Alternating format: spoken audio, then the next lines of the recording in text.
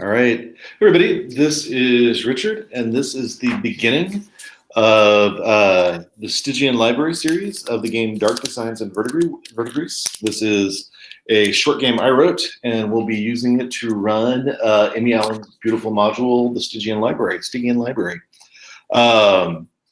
With me today are 5 fantastic players, and I'm going to let them introduce themselves to you and their characters. And I'm going to start on the right with Vincent, or the right of my screen. So okay, hey everybody, I'm playing Grobin Gill. He is a short, impish, Eastern features. He's got white and black hair and a green emerald jacket. And the funny thing about him is he just, he's just amazed by Oz and all of the beautiful creatures that are around. In fact, some rumors have said that he has rendezvous with the impoverished pretender, Lady Bovina, the cow princess. In another lifetime, he worked for General Ginger, the resistance vigilante, where he met Cleo, and where he met Barim, whom you'll meet soon. But that dirty Jenkins, the robot who left us for dead. Anyway, he is an accomplished hunter, and he seeks to find the purple thespian Lepantra. He looks very innocent, but he's got one of those, 12-year-old faces with the 1,000-yard stares that you can tell he's seen a thing or two, and he's not the leprechaun that he looks like he is. And that's about it. Thank you. After Vincent, we're going to go over to Peter. All right. Hey, everyone. I'm Peter, he, him pronouns, and tonight I will be starting to play Clifford. He has a Caucasian look about him. He wears an indigo jacket. He's a rather tall, strong-looking man with little resistance for those with innocent eyes, and sort of the he's led a very interesting life. He was a traveling musician previously, worked as part of the Wizard's dirigible crew, and has also previously worked, or actually still works, for General Ginger, who it seems that many of us do seem to work for. He's a bit of a quiet man, which doesn't exactly help with his entertaining nature, but it seems the few words he does say are rather charming. So got a flirtatious grin, and we'll see how that plays out.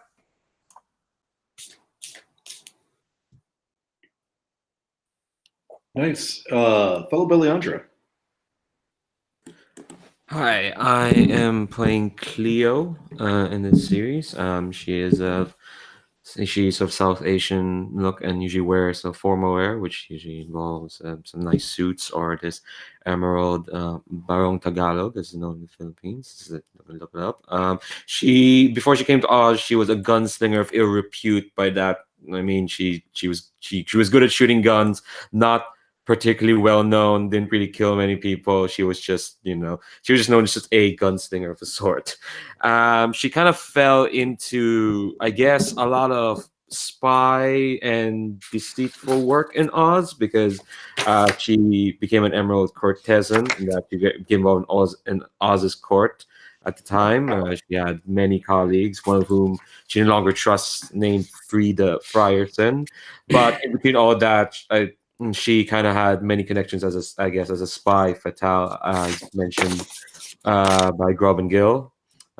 Constantly drank him under the table because he just doesn't know when to quit. Rendezvous the Lock with an invisible spy as part of that whole background. Invisible spy named Estrella, who dubbed me Weltschmerz because I'm a dour sort, which is a complete mischaracterization. I just have a stiff face. All right, it's all it's on the intonation. So what if my eyebrows aren't expressive? That doesn't matter because I have an enchanting voice. That's what matters really. It's all about the elocution. Although apparently my laugh is quite mirthless. It's not a laugh, it's a noise. That's their problem, I guess. So that's Cleo for you. Thank you. And then Dan. Hey, I'm Dan or Shiv. I'll be playing Barim Sheen. She is looks kind of Middle Eastern, wears kind of a weathered guard uniform. She seems to have a sort of terse nature when you first meet her. Her voice is cracked and heavy. However, she can't seem to stay away from shared drink and singing. And when she sings, it's actually quite beautiful. It's strange. She has always been a soldier, has always been some sort of guardsman. She started off in Queen Consort's Kansas Guard, where she received her very filigreed and weathered halberd that she carries with her at all times. And while working for the consort, she would sneak away on guard and go off into the woods and do magic and slowly start a relationship with the abandoned witch's apprentice, Valentine. And then after she was probably actually found out sneaking away, which is why she ended up with General Ginger at the Resistance and met Robin and trusts him and was betrayed by Jenkins, that damn robot. He's no good. And while, I forget if I step back, while working for the Queen Consort, she kept secrets for Ciro. She knows where all the children he fathered are and how many of them are not being very well kept by him, but that's really who she is. And she I think she sort of wanders now and looks for jobs and mostly just wants to find a place to drink and carouse nights. Nice. And Asher. I'm playing Marius, who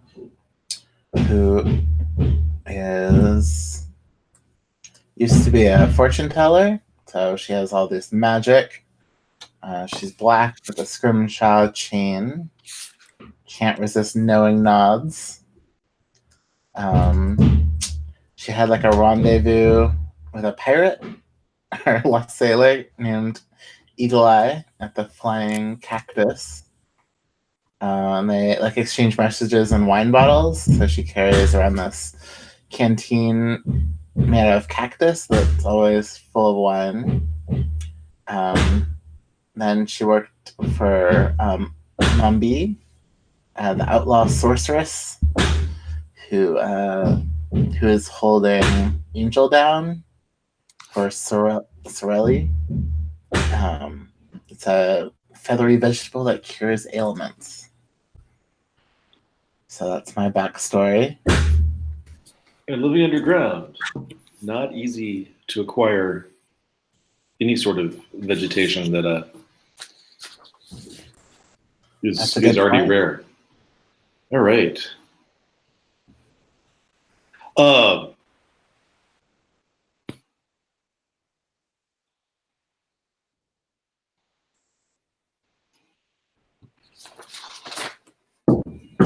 Is there anything I was missing? Nope. I'm just making sure I have my notes up. And that, there we go. So, last night, Jenkins,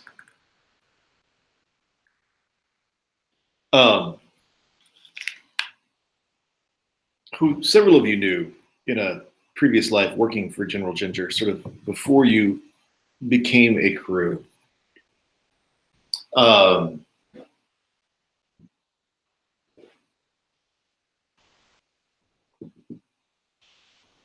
Was found on the late in the night, just as they were closing.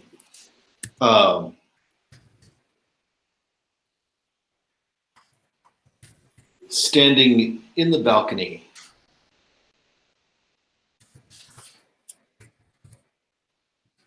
of Huber's Museum of Books.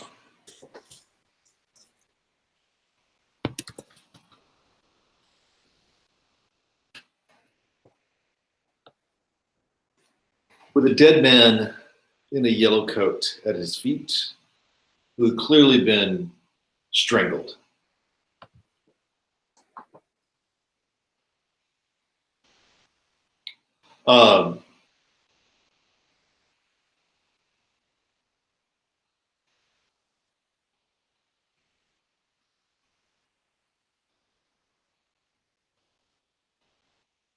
Clifford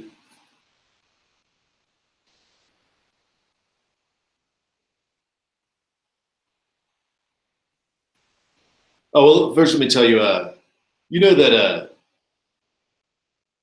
Ginger's current crew sort of jumped in to work on this really, really quickly. And try to figure out what went wrong, since there were several things that suggested someone from Ginger's crew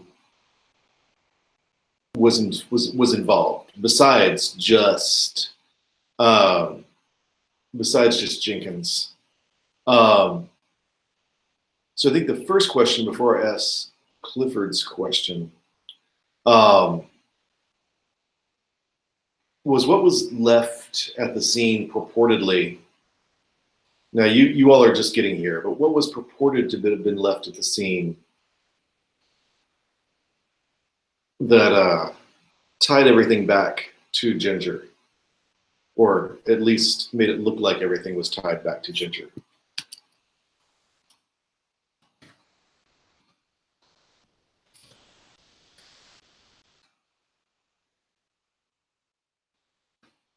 And I'd like to ask that of either Varin, or Krobin.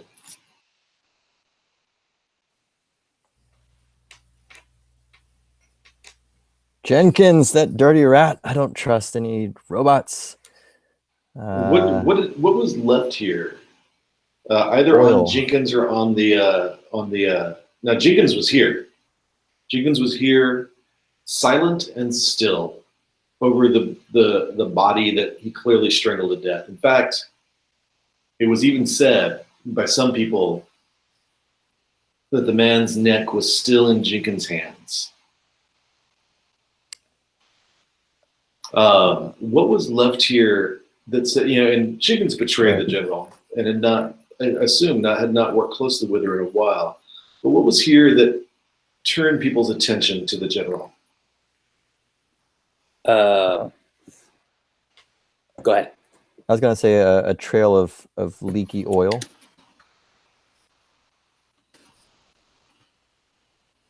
How did that tie people back to the general? Oh. I was thinking maybe a set of winding keys, like if he's a clockwork person, Mm-hmm. like a set of winding keys that maybe have the general's heraldry on them.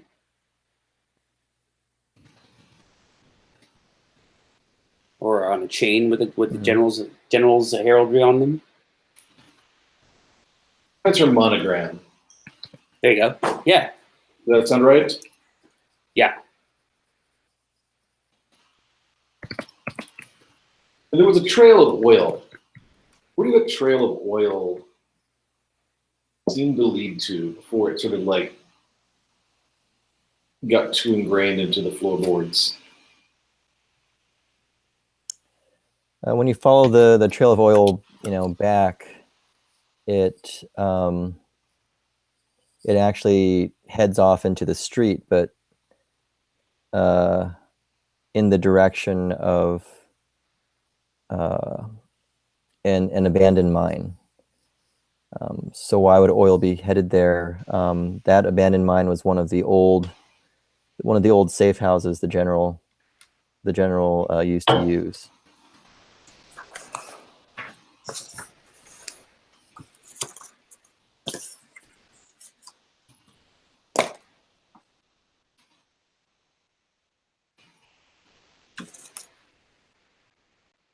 However, none of you were contacted by the general about working on this. You were contacted by Estrella. What was it that Estrella said her interest in this was when she talked to you, Cleo? Oh, what was her interest? Yes. Why was Estrella interested in this? Because I think.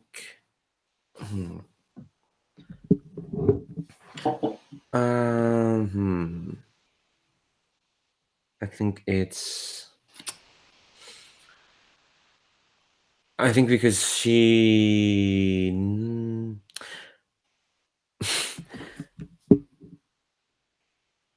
I think it's because she knows the man in the yellow coat. I think the man in the yellow coat is a mutual friend.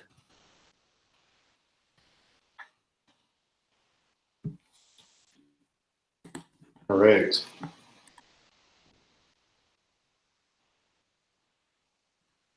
And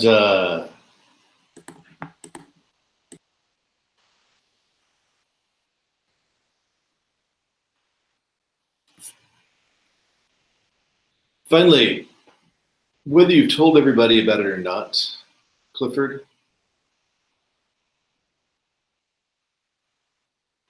something jumped out about this.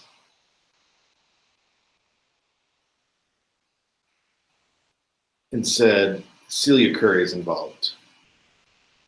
It was subtle. It was something small. What was it?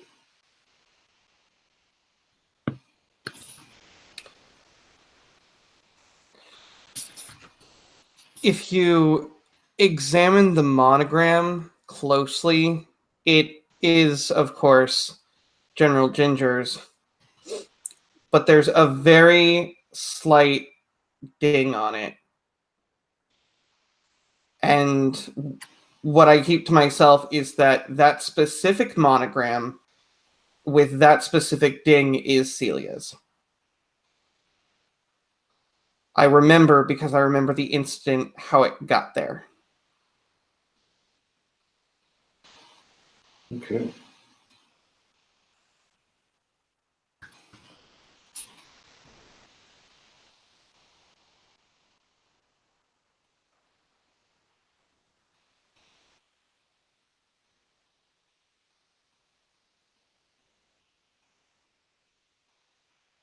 So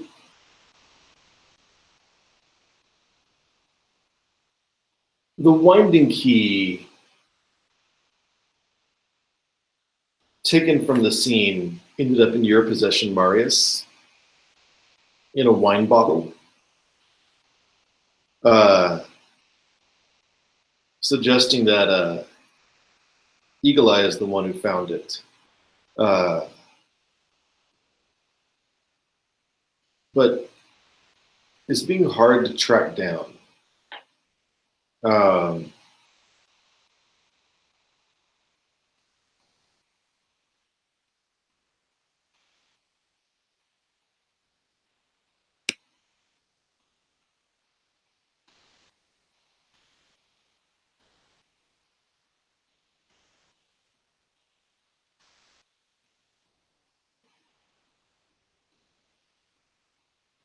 Hey,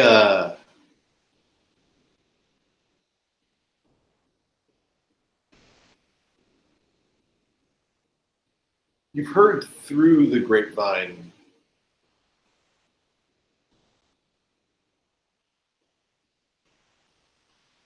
that Mombi is upset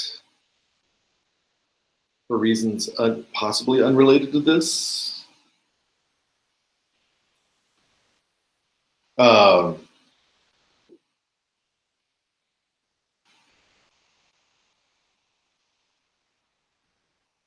And that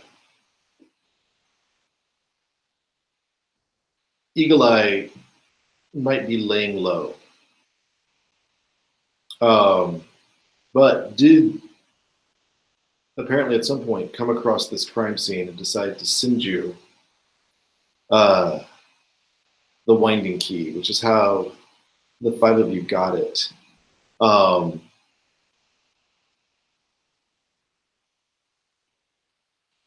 Why would Mombi be upset at Eagle Eye, Marius?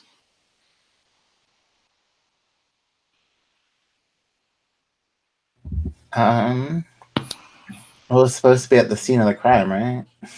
Well, the material he sent you was supposed to be at the scene of the crime, but you hear he's laying low because Mombi's upset with him. What would be the reason Mombi would get upset with Eagle Eye?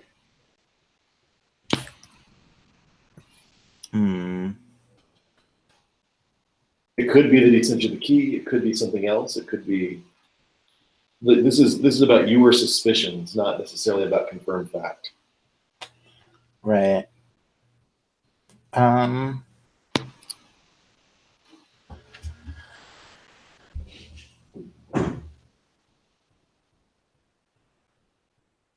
think Mombi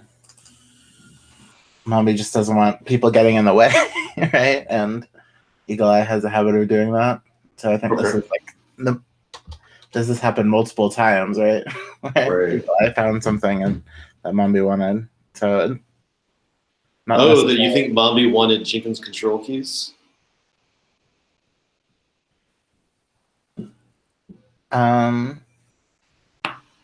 Or did probably. Okay. Right. Because that's part of the resistance, right? He was, but he betrayed the resistance. And Mombi's an outlaw too, so it kind of makes sense. Right. They would be after each other or something, trying to find out about each other. Right. That might say, also, Jenkins is an automaton. Those are expensive to make, and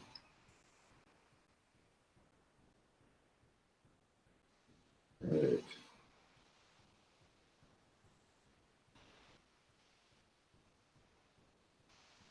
All right, so you guys are in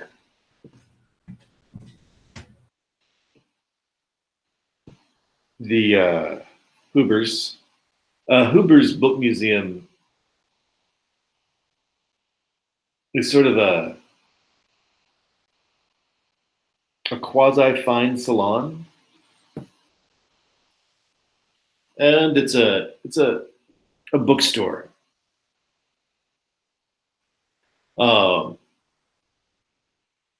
They have full sort of like table service for wine and beer and spirits on the upper levels, but you know that the real materials of the bookstore are down below.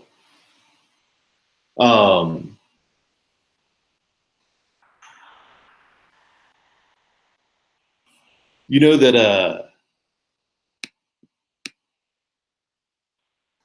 you can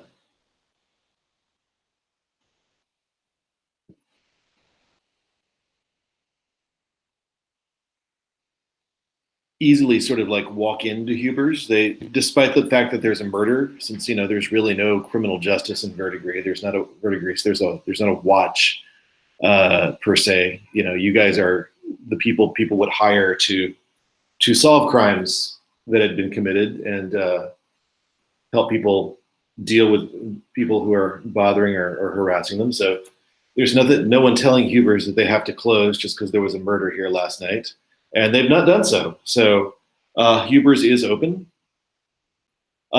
You see several of General Ginger's agents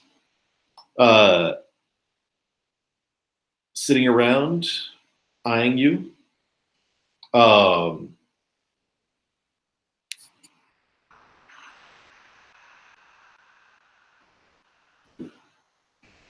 few of them you know, and they're trying really hard to pretend that they've not seen you.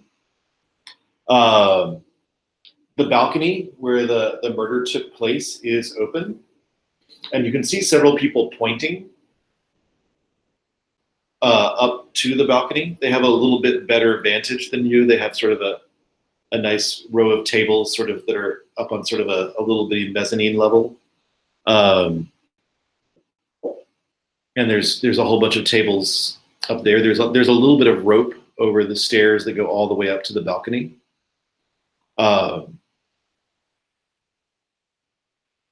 And you've overheard already somebody mentioning, one of the employees mentioning to a potential book customer that if there's a book on the upper level that someone wants to purchase or rent from Hubers, that they will be glad to go up and fetch it, but that they're trying to discourage people from using the tables upstairs.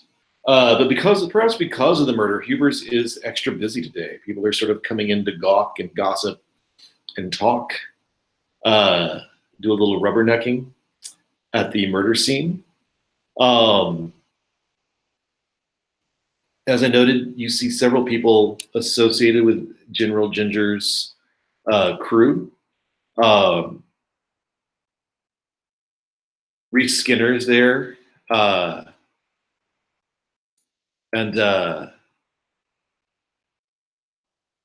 has sort of a crew of the general's people with him. There aren't anybody. There's nobody in the classic yellow jacket that sort of says that somebody is from the east of Oz. So that or somebody, traditionally their people lived it from the east of Oz before they came down below. But there's definitely like the red, blue, purple, all of those are well represented. And the staff is looking a little bit harried. People are coming and gawking, but not necessarily buying a lot.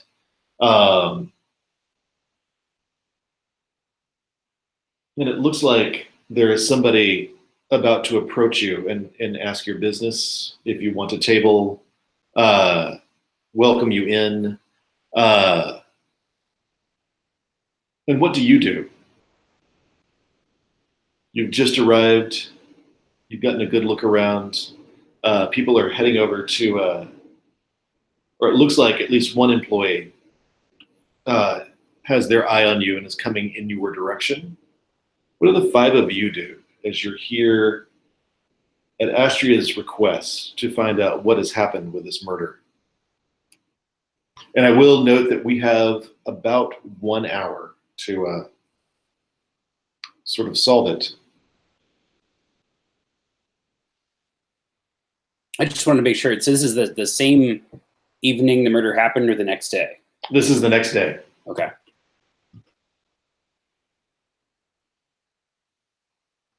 Propriety indicated that Hubers should close for 8-9 hours before they reopen to the general public.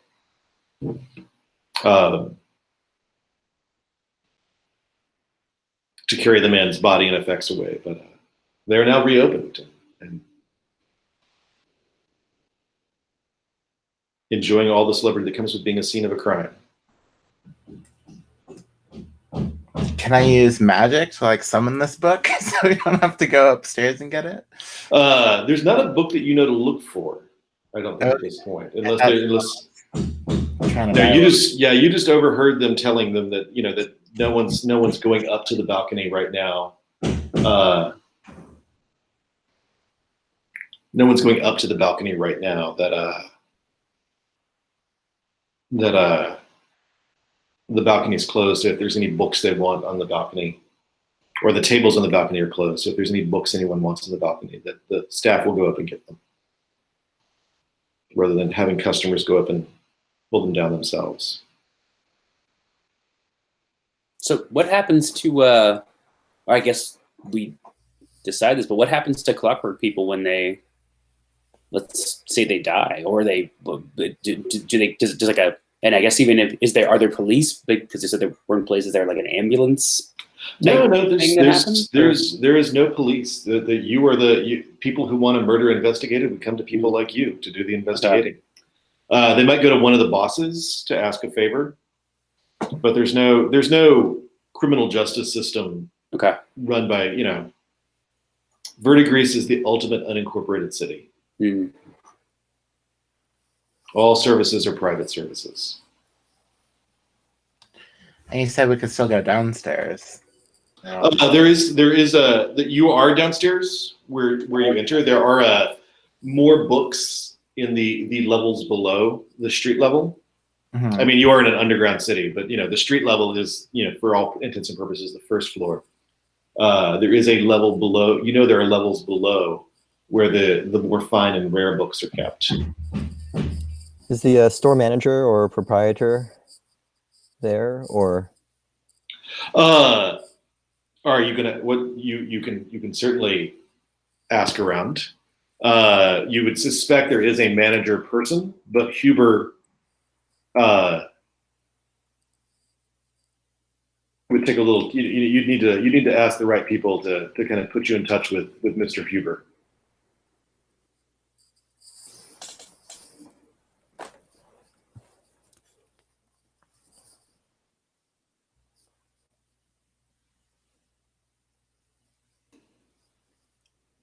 Jenkins, I knew nothing good would happen. You can never trust a robot. Barim, I saw the oil. I just had a bad feeling, and here we are. Somebody's dead. We have to get upstairs. Yeah, the employee who was heading over is now by your side, and it's kind of a bearish looking creature with a sort of very well brushed golden fur, and a purple Gilligan jacket, inlaid with you're guessing they're probably rhinestones, but they are nicely stitched into the jacket, and just sort of folds its paws together and sort of looks at you and says,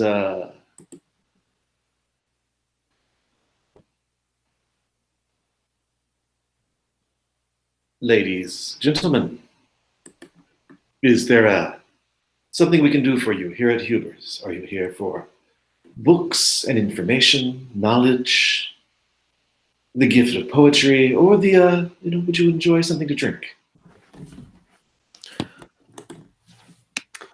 Knowledge, technically.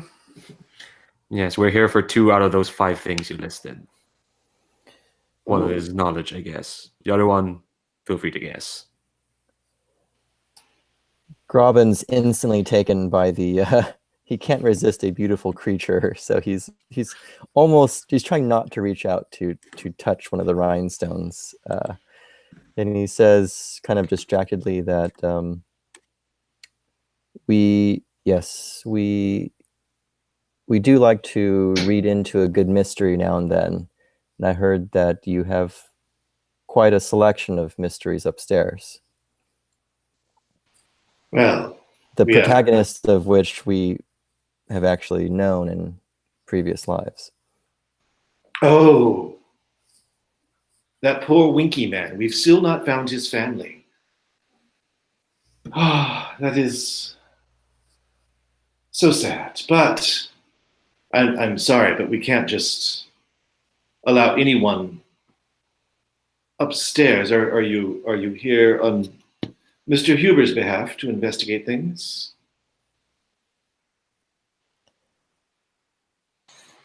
Yes, Mr. Huber's behalf. Well, I know he usually sends someone ahead with that information, but Right. we wanted to get here in a timely fashion and make sure that we didn't miss anything.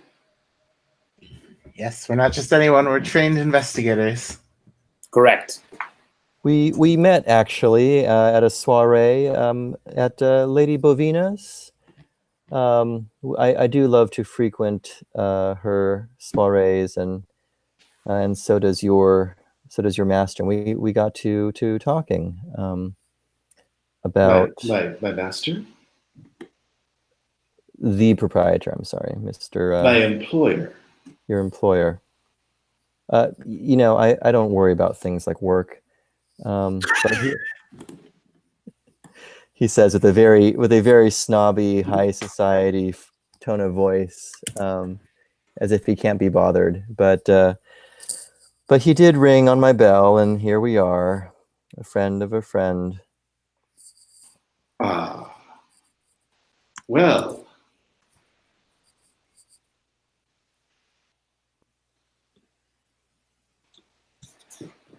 It's unfortunate that Mr. Huber is not here this morning. The drama upset his stomach, and he took some, his own special Kana tea and went home to his, apartments to relax. And I had no idea he knew Lady Bovina.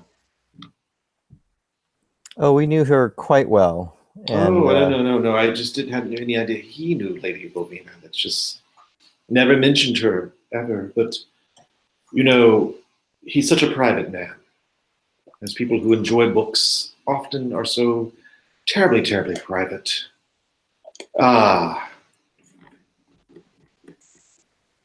And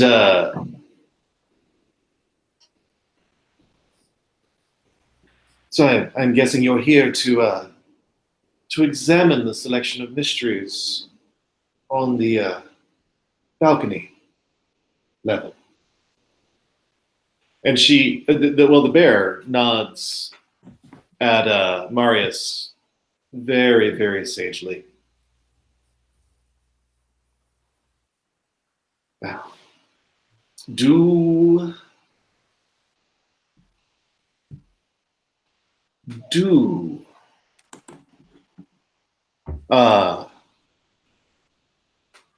let me know if there's anything I can do for you. Simply move the rope out of the way, but please do replace it. You'll understand that the general has people here.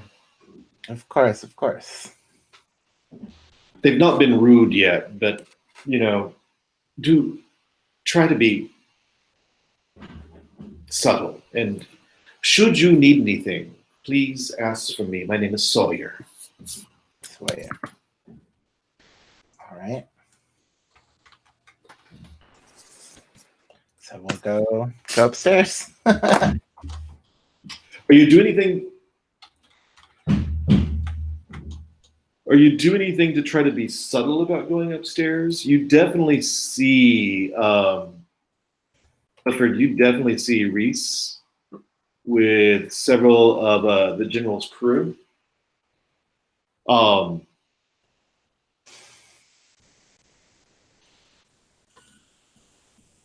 And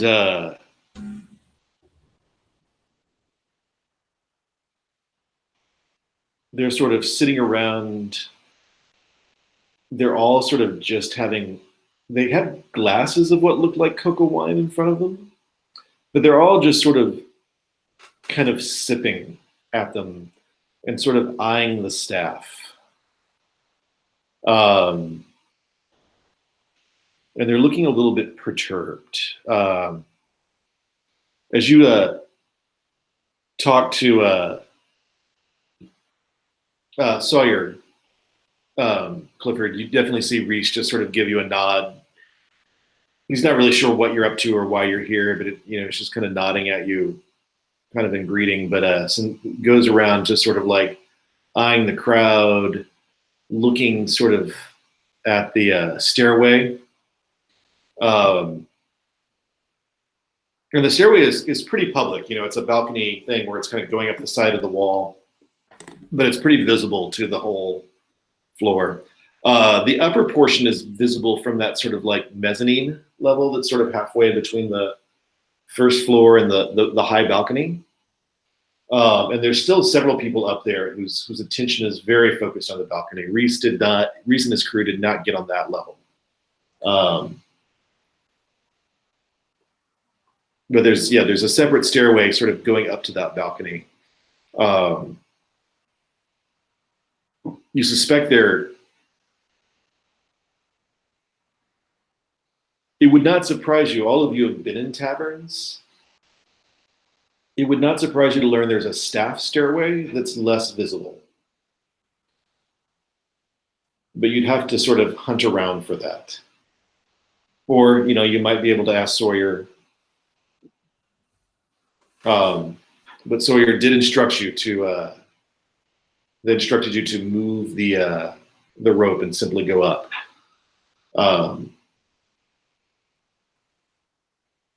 What do the five of you do? So Reese, even though he didn't outright greet me, it's clear that he's noticed me. Right, So, and it's sort of like he sort of gave you that nod that says like, I'm at work and you're probably doing something too, but I see you and just wanted to say hi. cool. It's not like he's not like being rude in any way. He's just sort of like that. We're both busy, so I'm just going to nod at you and wave. Right. I think what I'm going to try and do is sidle up to him and get his perspective on things. I can kind of tell if they're on this level that, well, I guess it's a matter of saying the right things to the right people or creatures or things. You're guessing he may have walked in from what they said, what Sawyer said. It sounded like Reese came in and his crew told them that he was there with the general, and that might be what kept them from going Right. fully up, which might be why he looks perturbed. Okay. right. In that case, And then, he and his crew have been sat sort of under the balcony. all right. They can see the staircase going up from where they are, but they could not see into the balcony from where they are. Okay. I still think I'll probably approach him at least, or maybe not immediately. I want to. I want to get a look at the balcony with everyone else, get my bearings, maybe decide from there. What are the rest of you doing? Are you going to try to be subtle at moving up the balcony, or are you going to try to just sort of? Are you just going to move the rope and walk right on up? I want to find the staff elevator, but I don't know if I can do that because I couldn't resist the nod, right? So, I mean, you know, it's it might, that might give you more reason to wander over and talk to Sawyer a little bit more. all right. Boring. So I'll go back and ask. There is another way up there that's less more discreet.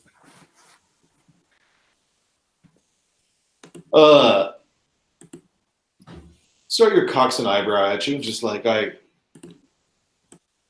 guess you'd want to be a little more subtle since we've not allowed anyone else to go up. If you, they point to a staff door. There's a staircase up to the balcony where we, people serving that crew can walk up without sort of accidentally running into drunk customers or having to move by them or around them. And it's sort of clearly sort of back through the kitchen. All right, thank you. Now you'll still be visible. You can just tell that you'll still be visible to people who are seated where they can see the balcony, but you won't be visible to the whole floor moving up the stairs.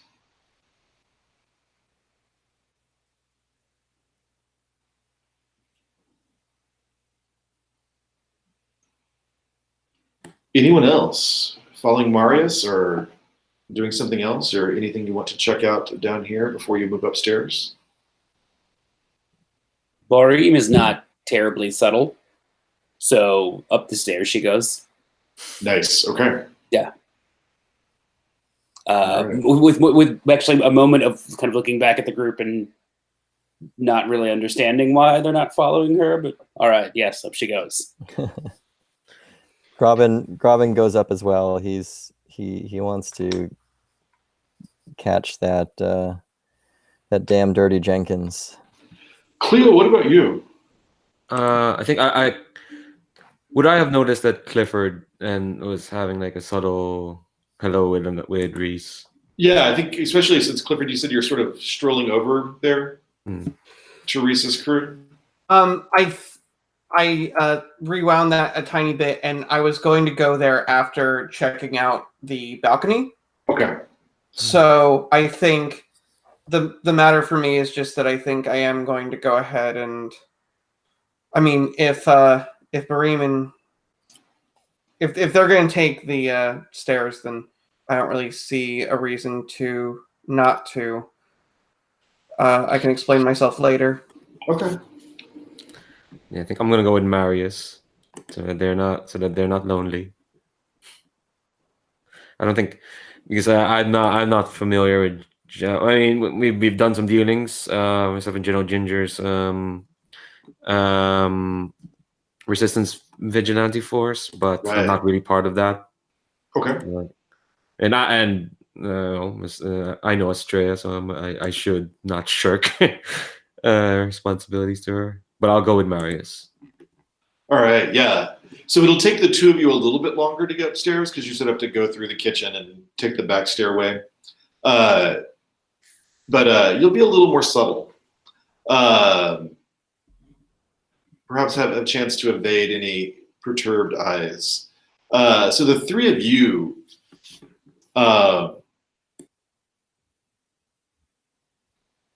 Clifford, Grobin, and Barim, as soon as you get about halfway up the stairs, you can see what everybody on the mezzanine is sort of fascinated by. Is Jenkins is still there apparently in you would guess in the same position it was found in last night. Hands extended forward in sort of a circle, unmoving, unblinking.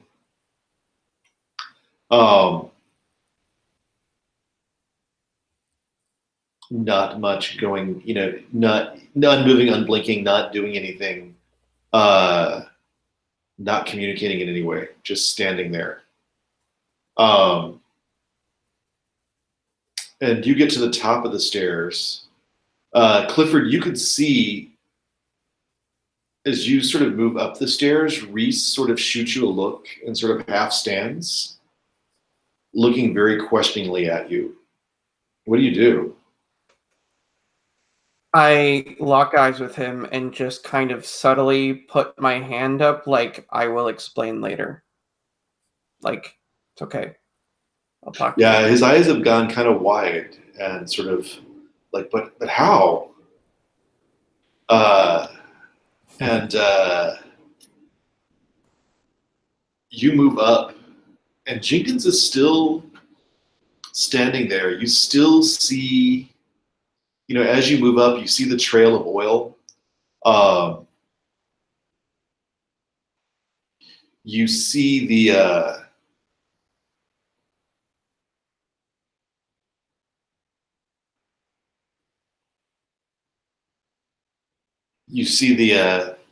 what you assume is the place where the poor guy expired, because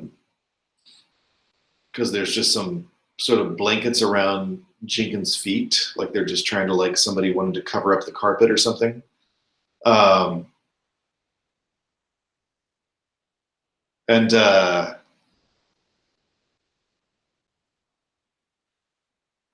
there's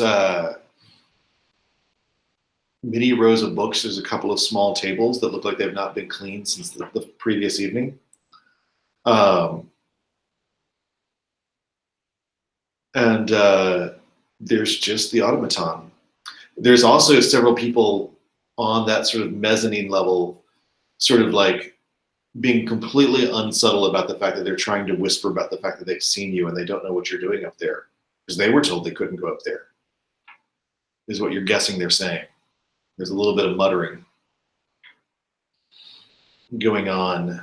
And I think Marius and Barim, you can come up. There's a servant door towards the rear of those bookshelves, or a service door towards the rear of those bookshelves. And you have a little bit of privacy back there where people can't see you kind of come and go.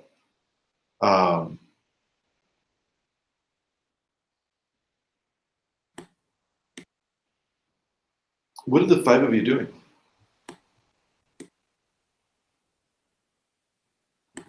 Did you mean Marius and Cleo? Sorry, yes, Marius and Cleo, I apologize.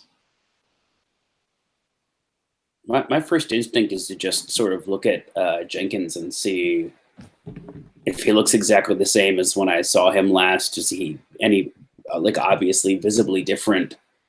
Just sort of kind of take him in. Mm-hmm.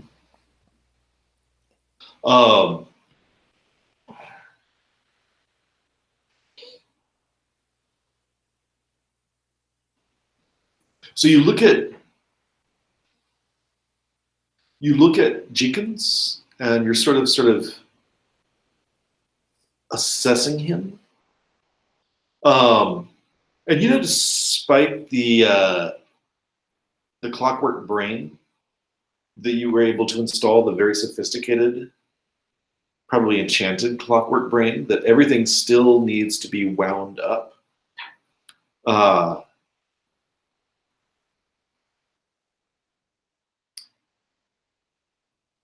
And you see that he looks normal. I mean, he looks to you like he would look, but when he was declared sort of sentient or given that mechanical brain and able to sort of given a chance to sort of control his own destiny, General Ginger's crew gave him the gift of a set of wind-up keys. You know, one for his brain, one for his body, one for everything else. One for, you know, upper body, lower body, blah, blah, blah. And there's, you know, he would have that sort of hung on his belt or in sort of a wallet on his belt. There's nothing on his belt, or there's not even really a belt. So his various keys that used to fit the various sort of things that had to be wound up to keep himself running are gone. And you know, those were supposed to be his to keep. That's what gave him the autonomy to decide he wanted to leave. And then ultimately work against you. And I have one of those keys. You have a key that looks like that. All right, so I guess I'll test it out. Gravin like grabs your hand and he's like, "Do you have any rope?" I do. Just a precaution. Jenkins is a wily one. All right. Do you know how to use rope? I guess I'll give it to you. If I could borrow your rope, I'll try to tie up Jenkins' hands before he gets wound up. Mm-hmm. So if you have a medium pack, you've got rope. Yeah, I do. So awesome. I don't have rope, but I'll borrow his and do that. Or a standard pack.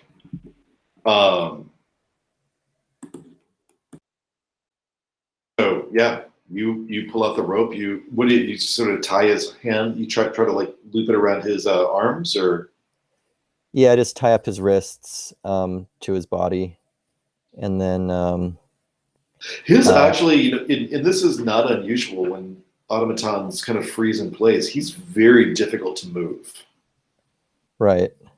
without the clockwork being engaged. So his hands are extended out in front of him like that. Right. Um, Well, Are I you- bind it anyway, just so he can't, swing Oh, away yeah, or run away, or so that just kind sort of tie those together and then. Yeah, it doesn't even need to be tight. It could just be, just so he can't, throw punches or whatever. And then I kind of grumble and curse Jenkins once again, and then I make way so Marius can do her thing. So yeah, you get him sort of bound, and Marius, you try your key out, and it does not fit the head. It does not fit the upper body.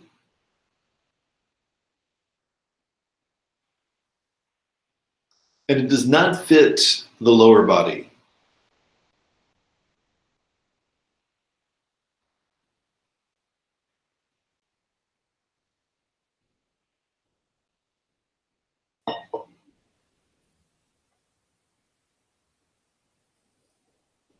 So this looks like it's not his. It looks. I mean, it's a mechanical key. It's used for winding things so they will open.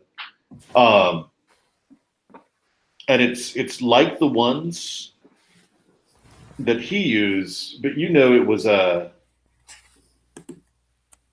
Clifford. It had a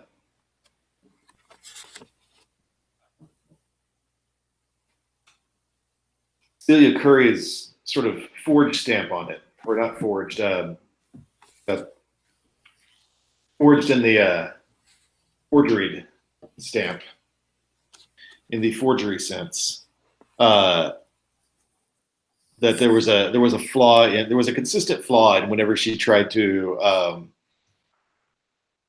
forge something to have the general's monogram on it that you've already recognized in that key. And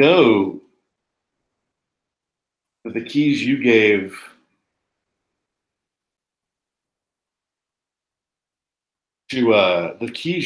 to Jenkins were stamped by the general herself.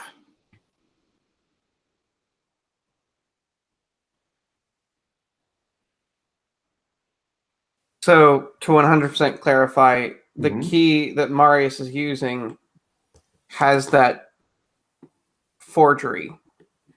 Yeah. Ah. But I also have like a lockpick set. Could I like Jimmy the like whatever's missing with the lockpicks? You can. It's a little complex with lockpicks. It's kind of like you're kind of using screwdrivers to try to imitate a wrench. Right, it's not like a lock. Yeah. So, or more like using screwdrivers to imitate a very large Allen wrench. But you could get, I think, with those enough leverage to very, very awkwardly and slowly turn them. Are you going for the head, the mouth, the upper body, or the lower body? I feel like the mouth is the most useful. Mm-hmm.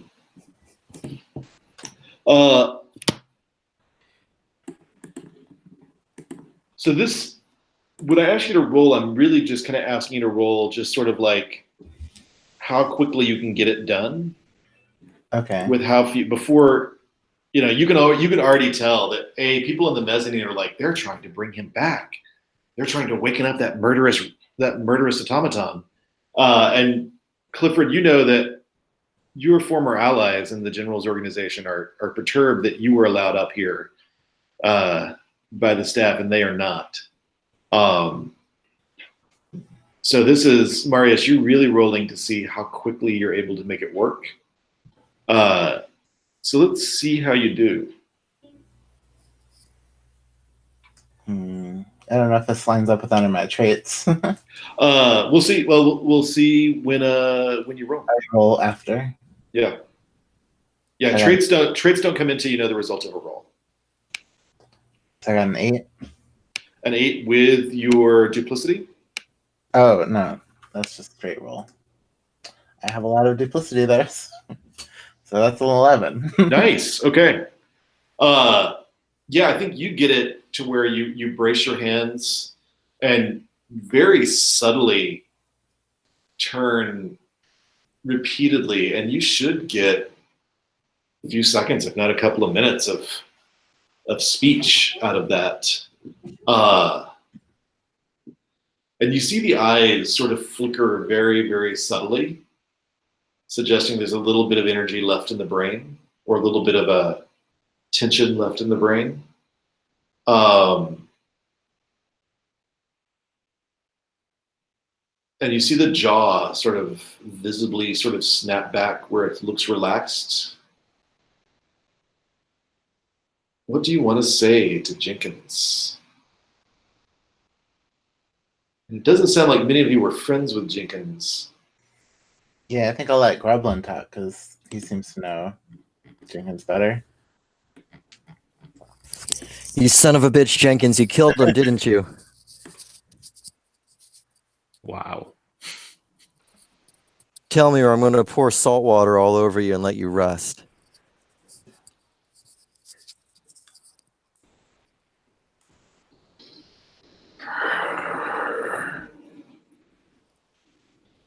She'll just yell out the answer, so every freaking boss in Verdigris hears everything I say. The rumors get back to all of them. Why in the world should I talk to you? Oh, salt water. Is that the threat you're gonna make? I killed him because I had a reason to.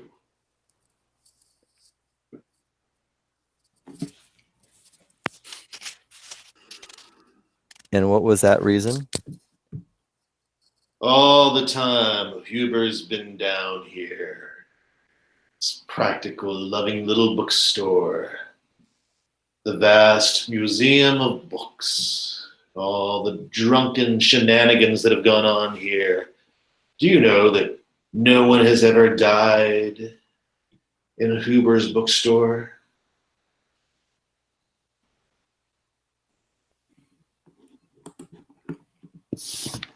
We had to make sure that somebody died. There wasn't a place down below that we could open this up to.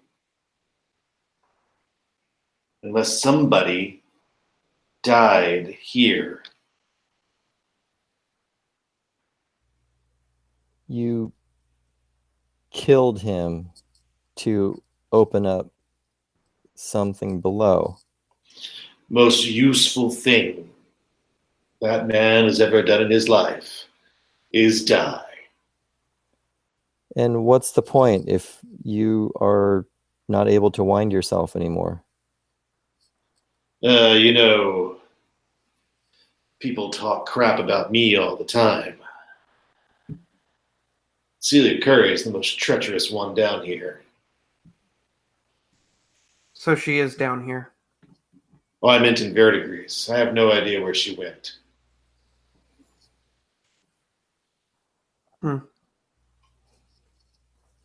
Probably went through the door.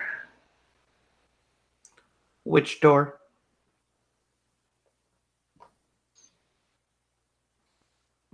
The door that we created with that little Winky's life. And I look at the group and I think, this wasn't so long ago. Do you think the door is still down there? Do you think it's still open?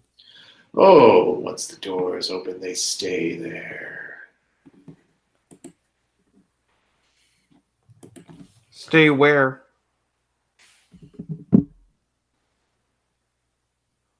They stay where they show up. So why open this door then? Like, just to prove a point? Oh. Oh, no, no, no, no. You can only open these doors in a place like Huber's.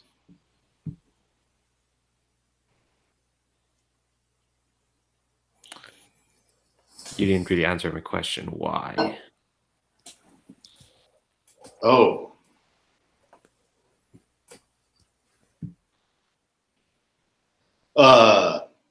His jaw freezes in mid-O. Typical. You got him working again, Marius? I don't know. You can roll with duplicity, Marius, if you'd like to. Sure. Had to pick the most dramatically appropriate moment to freeze up. Right. I got snake eyes. Oh dear. Oh. You're getting it turning, Marius, but you're not able to get the same sort of where your two tools are braced and they're sort of acting like a key. And it's just not, it's not moving as easily. And then all of a sudden, I think Clifford and Cleo, you look over and you see, all of you hear people sort of muttering across the restaurant, like, are they trying to wake that thing back up? What if it kills someone? Do they even know what they're doing? And all of a sudden you hear someone coming up the stairs, kind of creaking and groaning. And Clifford, you recognize this person as Reese, who's headed upstairs looking agitated and annoyed.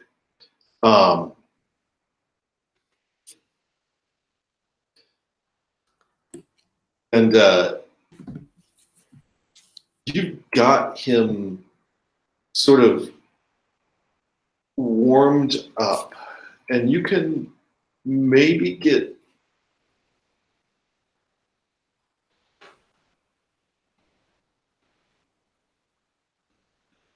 maybe a question, depending on how chatty he is or how loud he gets, in before Reese gets up here. Marius, what do? You've got seconds before Reese sort of walks up. Well, I still want to see what these books are. You never really looked. No, this is the question you can ask him before he either winds back down or and this, as far as the books, you've got shelves and shelves of books. So Okay. up here. One question we can ask him. I guess about these doors. How do you open another door?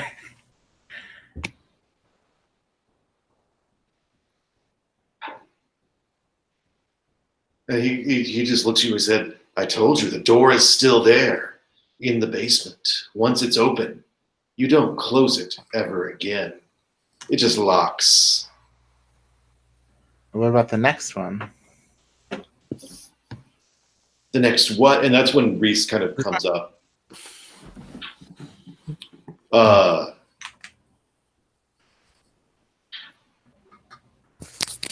Groban starts chewing on some jingle fruit flavored gum. He just sort of walks up to who's standing next to Clifford? I'll say me. Robin and Clifford. Is that correct? No, I said. Oh, sorry. I was. I I heard voice, and I did not have the screen up. So I was checking Character Keeper when you said that. Sorry. So Cleo and Clifford are standing right next there, and none of you are all far away from each other. But he walks straight up to Clifford and Cleo and just starts sort of whisper yelling, looking just betrayed and annoyed. and his eyes are they're almost wet. They're definitely sort of misty looking, and it's just looking straight at the two of you, going like, how do you know what they're trying to do to the general with this?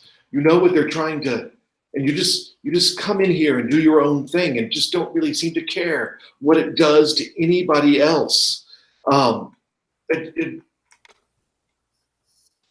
could you? Just everything we're trying to work for and everything we're trying to do, and they're all trying to undo it by framing the general for murder. I kind of shrug and turn to Clifford's like, friend of yours? Yeah. And then I'm going to turn back and just say directly to Reese, it was Celia. Celia. If we get her, we'll kill her. Calm down. You don't think straight when you're angry. The three of you are standing right next there, and you get a sense that before winding him again, you could probably get more information out of Jenkins, but clearly Reese is going to hear, which means the general is going to know whatever you learn. Do you want to ask him anything more? Is he made of like? Is he one solid piece? Is like his head detachable or anything? You could try to force his head off, or you could take some time to sort of remove his head subtly and quietly. What do you want to do?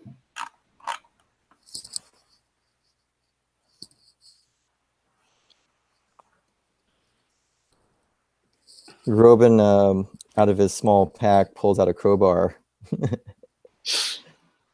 Does anybody stop him? When Groban pulls out the crowbar, I turn to the biggest group of people that's not near us and just sort of raise my hands and say, don't be alarmed, everyone. Don't be alarmed. It's a standard procedure. We're going to have to remove the head just for everyone's safety. For everyone's safety, we're going to have to remove the head. So don't be alarmed. Please continue your drinks. This is so typical. As Jenkins starts yelling. Groban, why don't you go ahead and roll with ferocity?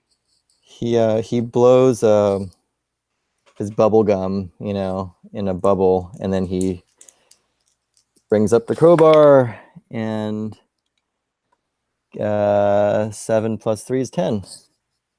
And Nice. He pops the bubble and torques the head. Yeah, the head just pops right off. You're not sure you'll be able to get back again, but you may not want to. It didn't sound like. And the head just drops to the floor, and the jaw is sort of like moving in the air. I kind of muffle him into my bag. So typical. And as soon as he's popped off, his voice goes down because he's having to like randomly suck in air without his lung units. Oh jeez. Just through his neck. And he's in the bag. Where do you guys go? I say we head straight for the basement. I'm all for it. Yeah. I say we head straight for the basement, and as we make our way down the stairs, I'm going to... Main stairs or back servant stairs? Yeah, I wonder if we can get to the basement from the servant stairs. Did I see a stairway going down as I went up, or? Mm-hmm. Okay, so yeah, I'd try that. Is everybody following Marius? Yeah. Yeah. I'll No, skip I'm around. definitely following Marius, but right before I do, I'm going to make sure to deal with Reese, because if I just walk away from him, he'll probably make more of a commotion. He's looking at you sort of blankly, like he's very confused, and his eyes are wide and sort of like frantic, sort of like, what do you can't just walk away. They're gonna. Who are you working for? We're going to sort this out. Remember to stay calm. He is not looking calm. I know, He's looking a little confused. which is probably why I keep telling him to stay calm. You can't just walk away from us. I'm going to put my hand on his shoulder and just say, we can. Oh, is this a... Sorry, out of character. How does the magic thing work? So in the... Sorry, I keep having to flip over to the PDF. You'll see under playing a character, right under taking an evading risk, there's forms of magic. And there's just really just doing... You're always doing something risky when you do magic. Got it.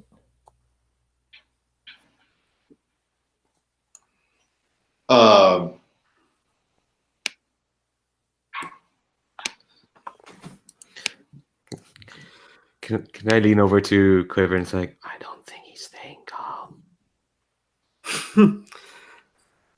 And I think that comment, I'm just going to kind of grin, half at Cleo, but I'm facing Reese. Mm-hmm.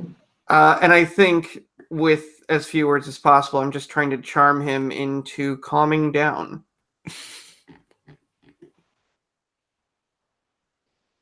I'd like you to roll with, and this is just sort of like, you're not really you don't really have charm as a type of magic, but just sort of like using your big smile and I'd like you to roll with sorcery. Because in this game, whenever you're trying to get somebody to do something they don't want to do, you roll with sorcery. Okay. I just quick PDF question because I was wondering. I know with the taking and evading risks, is it sorcery or duplicity? Because I felt like duplicity was trickery, charm, or lies. Oh, right. Okay, sorry.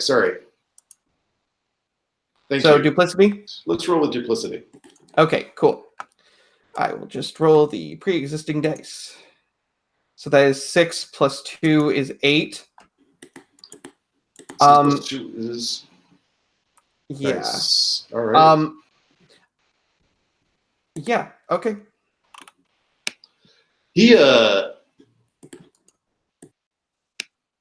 Clea, you are standing right there.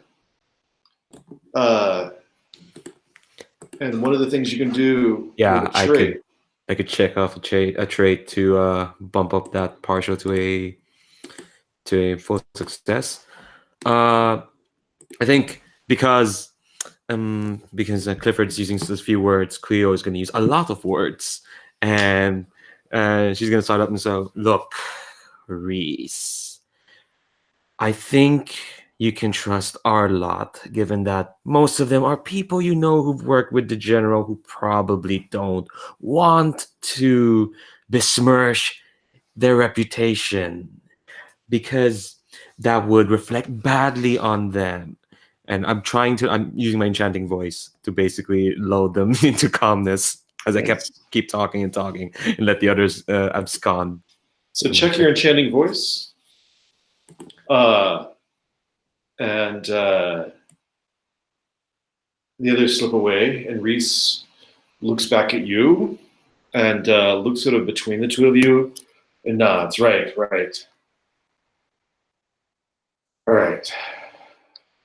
right. But just check in with me before you go anywhere else. Please. You know me. We'll be in touch. Ballroom is going to very, very hurriedly grab a sheaf of paper from a table and scribble something on it and just put it directly onto Jenkins' chest. It's just a little sign that says "out of order, management," and just kind of pats this dude on the shoulder I've never seen before. Say, "It's gonna be fine, brother. We'll get it taken care of." Groban actually handed her like his gum to like stick it on there. Yeah. Yeah. Nice. Hey, Barim, teamwork. you probably recognize Reese. Also, an excessively earnest and trustworthy person from the general staff. I give him that like nod on the way as I walk past. Yeah, like a very firm handshake, and stick that thing on Jenkins and just say, "It's gonna be fine, brother. We're looking out for the general. It'll all be taken care of." I don't know what I'm talking about. I'm just walking. Exactly. All right. You head to the basement.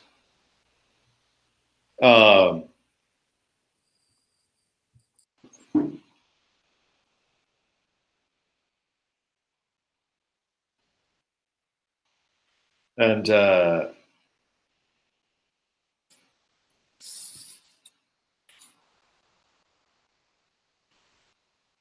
in the basement of the shop, it looks, well, at first it's dark.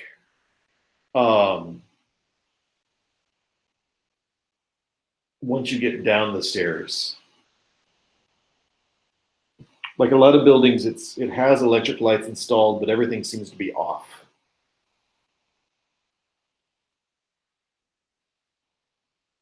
All of you know that the further you go, the further down you go, the more into expensive obscurity you're getting with Hubers. So most people are not looking for things that are in the basement.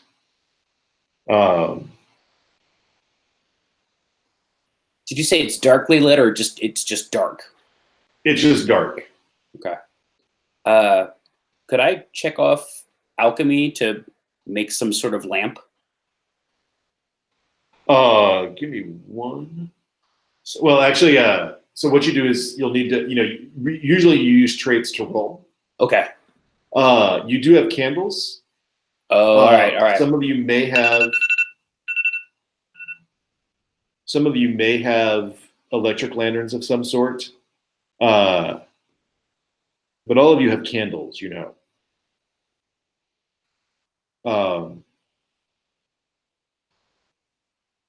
Okay, so I'll definitely pull out a candle and light that. Okay.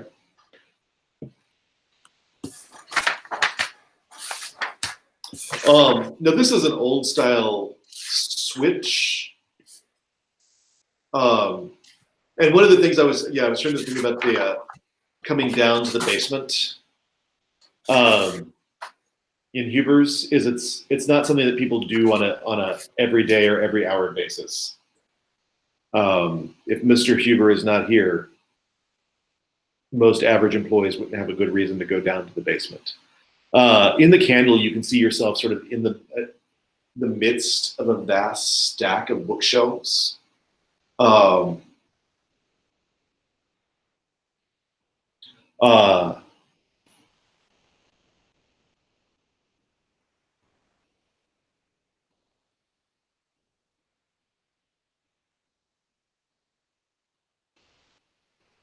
they've clearly been moved around. At least one of them is sort of tilted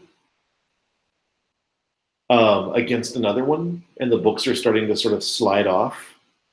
They've not completely slidden off, but and you're only seeing about 10, 15 feet in front of you, and this is a pretty large basement.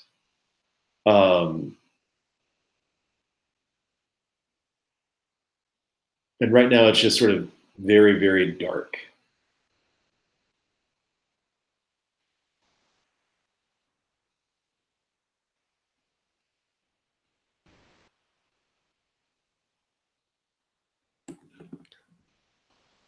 Is Jenkins' head still talking?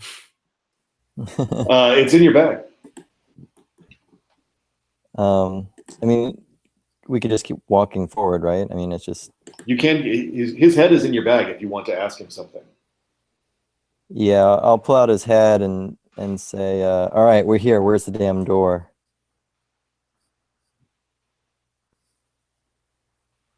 Have you tried looking for it in places that doors usually are? You know, like along a wall. Like, I don't know. Let me check. And I take the head and I kind of bump the head like against the wall to like look for hidden doors. Yeah, when you're at the base of the stairs, you're sort of away from the wall. So as you move towards one of the walls, are you know sort of I'm lightly banging on the walls with his head. you get Oh, is there it here? and Is it here? most of the walls are covered in bookshelves. Um,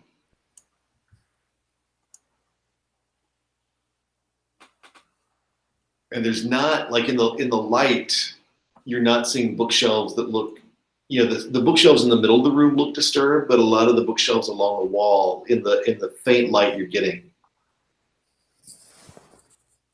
aren't showing up yet. And you're in a section of like weird earth paperback books that look like you definitely wouldn't have sold them in Kansas.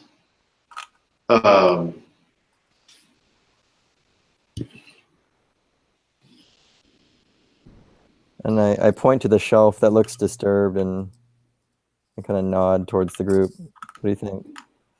And that was just sort of in the middle of the floor. Oh, okay. And it's just sort of, I mean, there's a whole bunch of shelves, like rows and rows of shelves in the middle of the floor. And there's shelves all over the walls. But a lot of the ones in the middle seem to have been either forced together or upset, partially knocked over, leaning on each other.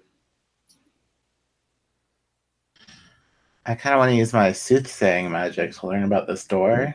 Can I like get out my cards and try to learn what's going on with this? Oh, yeah. That's a good idea. And we are at 11:20, so I just wanted to keep you guys aware of that. So whenever you use sorcery, you take -1 forward. If the spell goes further you can see, which it does not.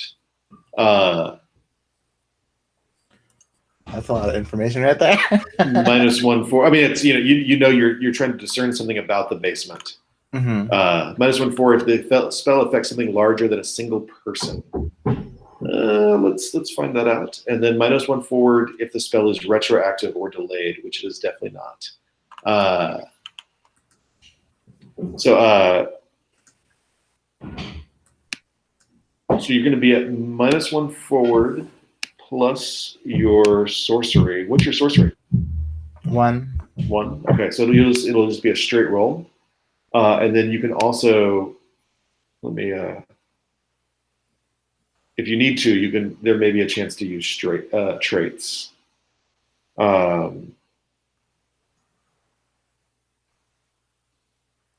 So I got a 5. A total of 5. Yeah. However, you are asking. What were you asking when you?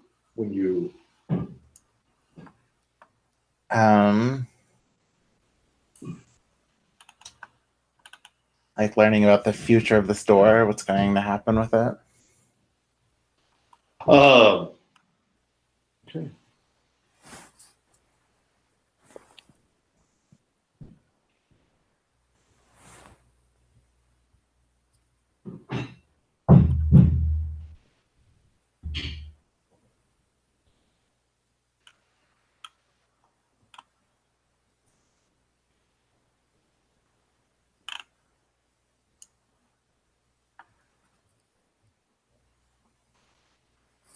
And you have Jenkins head out, correct? Grubbin? Yes, I do. Yeah, yeah. All right, So yeah. I hold out the head like a crystal skull in front of her as she does her soothsaying. Nice. Okay. Give me 1 second.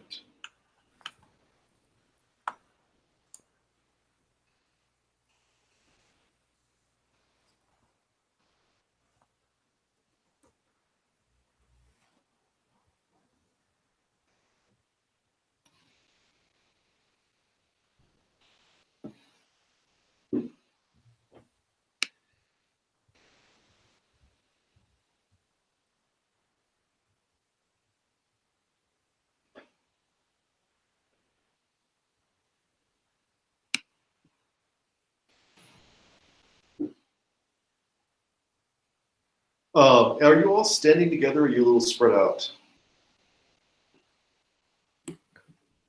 Give me an idea of where you're standing. I usually stand apart because that's what gunslingers do, apparently. Right. I have a feeling I'm towards the front of the group because I have the candle sort of out there to light for everyone. So I'm in the middle with Marius, I guess. I think I ended up bringing up the back just because I was the last one to deal with Reese.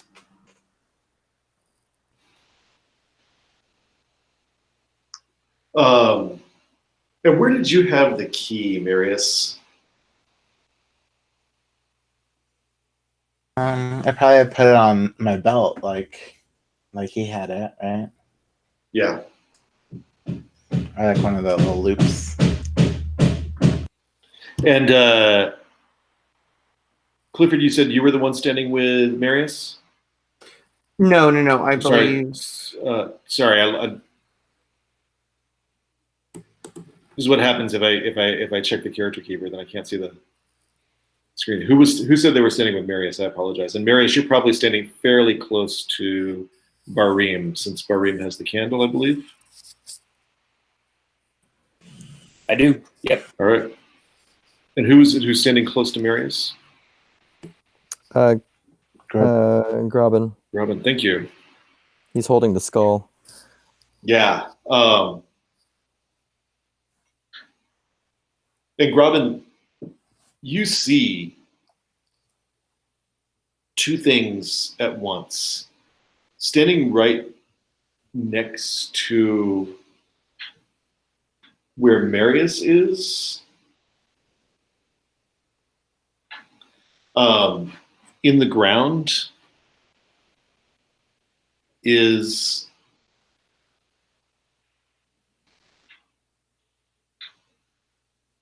a door that is bolted in place by a lock that would be opened by a winding key.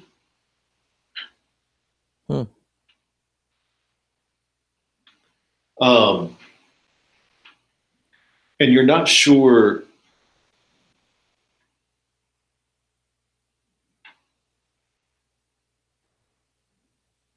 if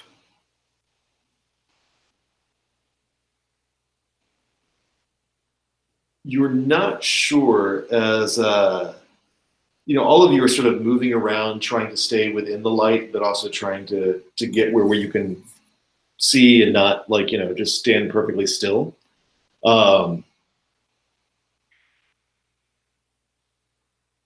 If it started moving by itself, Robin, or if it was just everybody suddenly putting weight on it that sort of caused it to turn because it wasn't properly latched back. But it starts to move. And then a section of the floor drops away right under everybody except for Barim.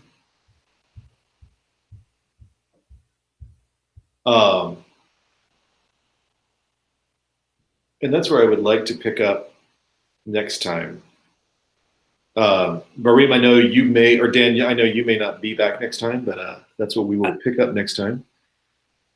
I'd love to if the space opens up, but yeah. Okay, yeah. And I know this is just event pre-registration. It can lead to a little confusion, especially on those last few slots.